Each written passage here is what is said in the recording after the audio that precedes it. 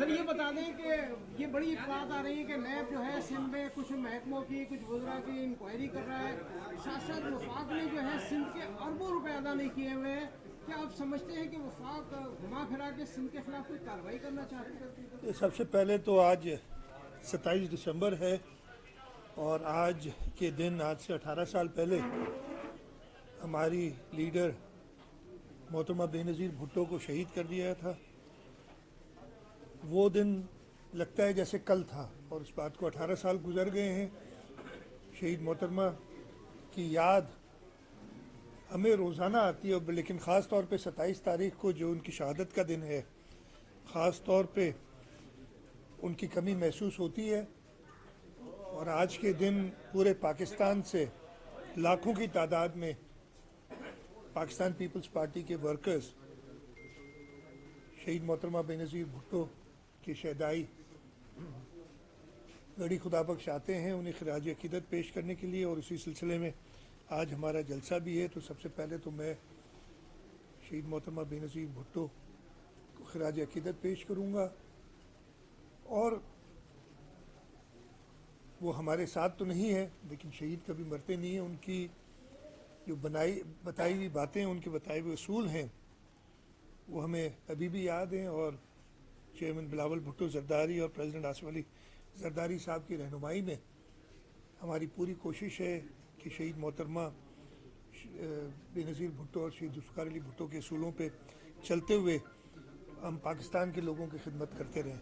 आपका जो सवाल किया, मुझे कोई आइडिया नहीं है, ऐसा कोई ऐसी बात नहीं है कि नैब कोई इंक्वायरियाँ कर रही, मेरे इल्म में नहीं है कोई ऐसी चीज़। फंड्स का हमेशा इशू होता है हमें कि जो हमारा हिस्सा होता है एनएफसी का, उसमें मसला ये होता है कि वफाक अपनी कलेक्शंस पूरी कर नहीं सकता है, और जब कलेक्शन नहीं करता है तो सूबों को जो वादा किया होता है वो कम मिलते हैं पैसे। और ये बात हमारी चलती रहती है उस सिलसिले में, लेकिन ऐसी कोई ख़ास इशू नहीं है जो आपने बात मोहतरमा की बरसी है। 18 साल शहादत हो गए, लेकिन 18 साल में बीबी 18 साल में पीपल्स पार्टी बरसर इक़्तिदार है, लेकिन बीबी आज भी पूछ रही है मेरे साथ इंसाफ नहीं हुआ। सिंध हुकूमत ने, पीपल्स पार्टी ने केस की जिस तरह आम लोग पैरवी करते हैं अदालतों में, उस तरह पैरवी नहीं आप न उसके खानदान के, न इधर सीएम ने। तो आप क्या कहेंगे? नहीं, आपकी गलत बिल्कुल बात है। मेरा ख्याल है, एक सेकंड में जवाब दे दूं, बिल्कुल गलत आपका तज्जिया। मैं इससे बहुत ही एहतरामन इख्तिलाफ करूँगा, इसलिए कि मोहतरमा के जो कातिल थे उनको आइडेंटिफाई किया गया, वो जहन्नुम रसीद हो चुके हैं। सदर आसिफ अली जरदारी ने, पूरी पार्टी ने, जो भी उसके पीछे थे, और अब तो ये खुलेआम है कि किस तरीके से सब हुआ, उन सबको जहन्नुम रसीद कर दिया गया। जी शहीद जान मोहम्मद ये बताइए कि आज जो मोहतरमा शहीद बेनज़ीर भुट्टो की बरसी है, उसमें मुल्क के किन किन इलाकों से जो है पूरे पाकिस्तान से आते हैं, पूरे पाकिस्तान से पाकिस्तान पीपल्स पार्टी के वर्कर्स आते हैं। और इस वक्त पाकिस्तान पीपल्स पार्टी की 2 सूबों में वज़राए आला हैं, एक सिंध एक बलूचिस्तान। दोनों वज़ीर आला ज़रूर उधर मौजूद होंगे खिराज अकीदत पेश करने के लिए। गवर्नर पंजाब और गवर्नर केपी के वो भी आएंगी। और अभी आज़ाद कश्मीर में प्राइम मिनिस्टर इलेक्ट हुए पाकिस्तान पीपल्स पार्टी के, वो भी इधर शहीद मोहतरमा को खिराज अकीदत पेश करने के लिए मौजूद होंगे। इसके अलावा जैसे मैंने कहा, लाखों की तादाद में वर्कर्स तो आते हैं, वो हर साल आते हैं। जहाँ तक मुझे पता है, एक वफ़द पाकिस्तान मुस्लिम लीग नवाज़ का भी आ रहा है यकजहती का इजहार करने के लिए, और वो लोग भी इधर पहुँच रहे हैं, जिसमें अयाज सादिक साहब, राना सनाउल्लाह साहब और कुछ और वज़रा हैं।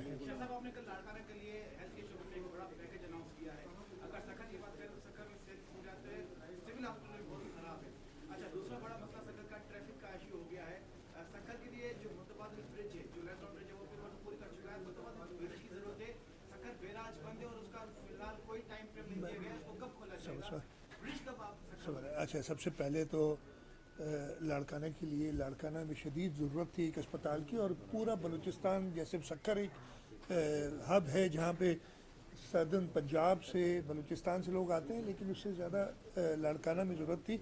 सिविल अस्पताल पुराना था, उसके लिए जो है उसको अपग्रेड करने की ज़रूरत थी। और सक्कर में तो पाकिस्तान पीपल्स पार्टी ने एक नहीं कई ऐसे मंसूबे की, और ज़रूरत है, ये मैं नहीं कह रहा कि अभी और ज़रूरत नहीं है। यहाँ पे NICVD जो आपको नज़र आती है। उसके अलावा SIUT बनी हुई है, फिर SIUT के दूसरे कैंसर का भी, तो शक्कर में भी किए हैं, लेकिन ज़रूरत हर जगह पे। जहाँ तक आपने पुल की बात की, देखिए आपको पता है बराज क्यों बंद है। बराज इसलिए बंद है कि उनकी गेट्स को रिप्लेस किया जा रहा है। इंशाल्लाह ताला ये काम जब होगा ख़त्म, कुछ दिन की तकलीफ हमेशा होती है, एक नए ब्रिज की बात ज़रूर है, लेकिन उसको भी हम देख लेंगे, लेकिन इंशाल्लाह दावा कर रही है कि PTI मुज़ाकरात करना चाहती है। PTI का कहना है हम बिल्कुल भी मुज़ाकरात नहीं करना चाहते हैं।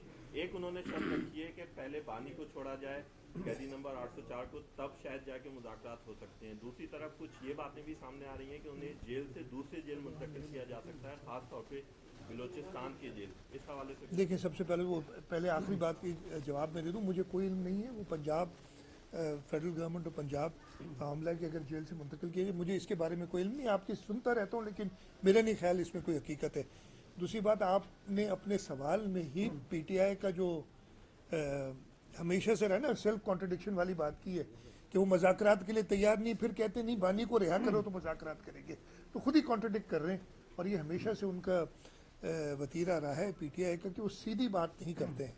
PTI को चाहिए कि वो हकीकत को देखें और इस वक्त सिर्फ एक शख्स के पीछे अपनी सियासत ना करें। मुल्क में हम खुद कहते हैं और बहुत मसाइल हैं, एक अपोजिशन का रोल अदा करें। जो लोगों ने उन्हें वोट दिया है उनका हक है। लोगों ने इसलिए वोट नहीं दिया कि वो सिर्फ एहतजाज करें और लोगों को तकलीफ में डालें। गिरफ्तार नहीं हुए, DIG पंजाब में जाके ऑपरेशन करता है, लेकिन जान मोहम्मद के कातलों के लिए इंशाल्लाह कुछ जो नहीं सुस्त नहीं है। जान मोहम्मद शहीद के हम सब के बहुत करीब थे, और इंशाल्लाह ताला बाकी जो उनके रह गए लोग उनको भी गिरफ्तार करके और उनको सजा दिलाएंगे। मुसलसल बैरून मुल्क से हमारे इदारों के खिलाफ एक गली जबान इस्तेमाल की जा रही है, स्टाइल अंगेज जबान इस्तेमाल की जा रही है, धमकियां भी दी जा रही हैं। अब तो हमारे आम पुलिस को जो इदारे हैं, जो सरबराहों को धमकियां दी गई हैं जान से मारने की। तो आप क्या समझते हैं कि अगर हमारे स्टेट के खिलाफ इस तरह की किसी स्टेट से कोई बयान आ रहे हैं तो कितने खतरनाक है, और वहाँ के लोगों के खिलाफ स्टेट कार्रवाई क्यों नहीं कर रहा है? मैं क्यों नहीं कर रहा वो तो स्टेट का मैं जवाब नहीं दूंगा। सबसे पहले तो सख्त मजम्मत करता हूँ, ख़ास तौर पे जो मुल्क को बदनाम कर रहे हैं बाहर बैठे हुए उन लोगों की, और ये धमकियां दे रहे हैं, खोखली धमकियां जो दे रहे हैं, तो इसकी जहाँ तक मुझे पता है और आपने भी पता किया होगा कि बरतानिया की हुकूमत से पाकिस्तान ने इसके बारे में उनकी जो एक्टिंग हाई कमिश्नर थे उनको बुला के डिमांड भी किया है। तो वो एक्शन जो भी डिप्लोमेटिकली होता है वो करते हैं, लेकिन उन लोगों की इस खोखली धमकियों में मेरा नहीं ख्याल है कोई। साहब ये फरमा दीजिएगा, सैलाब मुतासरीन के लिए जो घर बनाए जाने की बिलावल भुट्टो ने एक विजन दिया था, कुछ घर तो बने हैं और जो बिजली सस्ती फराम करने की बात हुई थी, दोनों जवाब देता हूँ। मनसूबा अधूरा है। मैं जवाब देता हूँ यार, कुछ घर बने, 10 लाख से ऊपर घर बन चुके। कभी दुनिया इस वक्त जो सबसे ज्यादा रिकॉर्ड था ना घरों का दुनिया में एक साथ बनाने का, वो 8 लाख था। हम 10 लाख 11 लाख के करीब घर तकरीबन बन चुके, और बाकी 20 हमने बनाने, 9 लाख पे भी काम चल रहा है। तो इंशाल्लाह ठीक है। मैं दोनों सवाल का जवाब दूंगा, एक सवाल को तो जवाब दे देना सब। नहीं सस्ती बिजली के जहाँ तक बात की, हमारी 2 स्कीम्स हैं। पहली स्कीम के तहत हमने वर्ल्ड बैंक के फंड्स के तहत 2 लाख सोलर होम्स लोगों को दिए। उनमें से तकरीबन 1,60,000 के करीब डिस्ट्रीब्यूट हो चुके हैं, 40,000 के करीब अभी हम डिस्ट्रीब्यूट करने जा रहे हैं। सेकंड जो स्कीम है उसमें 2.5 लाख और सोलर होम्स जो NRTC के साथ हम कर रहे हैं, बोथ ऑफ ग्रिड और ऑन ग्रिड। ऑफ ग्रिड यानी जहाँ पे बिजली की तरसील नहीं है, और ऑन ग्रिड, हाँ ऑन ग्रिड जो है वो जहाँ पे बिजली मिलती है लेकिन वो गरीबों के लिए हम स्कीम दे रहे हैं। तो 2.5 लाख और 2 लाख, 4.5 लाख फैमिलीज को तो मुफ्त बिजली, इसलिए सोलर में उनको मुफ्त हो जाती है बिजली, वो मिलेगी।